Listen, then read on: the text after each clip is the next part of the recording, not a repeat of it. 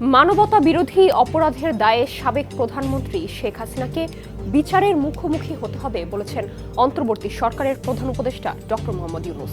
তিনি বলেছেন, বিচার হবেই, শুধু হাসিনা নয়, তার সঙ্গে জড়িত সকল লোক, তার পরিবারের সদস্য, তার ক্লায়েন্ট বা সহযোগীরাও।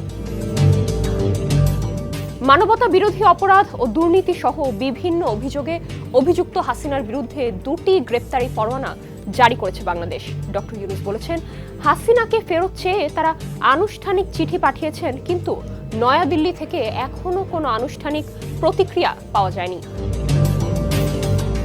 তবে প্রধান উপদেষ্টা জোর দিয়ে বলেন, হাসিনা অবশ্যই আদালতের মুখোমুখি হবেন, সেটা সশরীরে হোক, বাংলাদেশে উপস্থিত থেকে হোক বা অনুপস্থিতিতে ভারতে থেকেই হোক।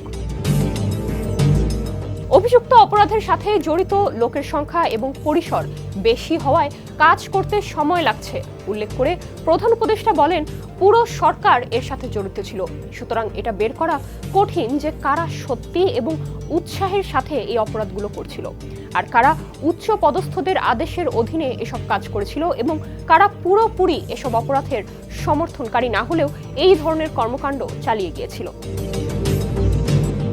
সম্প্রতি doctor Yunus house of mirrors বা আয়নাঘর নামে পরিচিত একটি কুখ্যাত গোপন কারাগার পরিদর্শন করেছেন।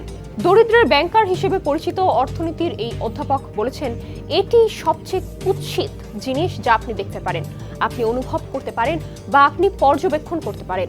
লিলি হালাল বিউটি সোপ, বিএসটিআই কর্তৃক সনদপ্রাপ্ত দেশের প্রথম হালাল বিউটি সোপ, দীপ্তিময় উজ্জ্বল ত্বকের জন্য। ছাত্র জনতার বিক্ষোভের মুখে প্রধানমন্ত্রীর পদ থেকে ক্ষমতাচ্যুত হয়ে 2024 সালের 5 অগস্ট শেখ হাসিনা পালিয়ে যান ভারতে। তারপর থেকে সেখানেই রয়েছেন।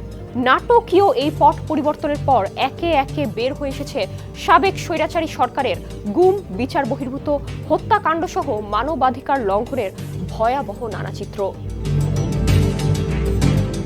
নুসরাত জাহান, সমকাল।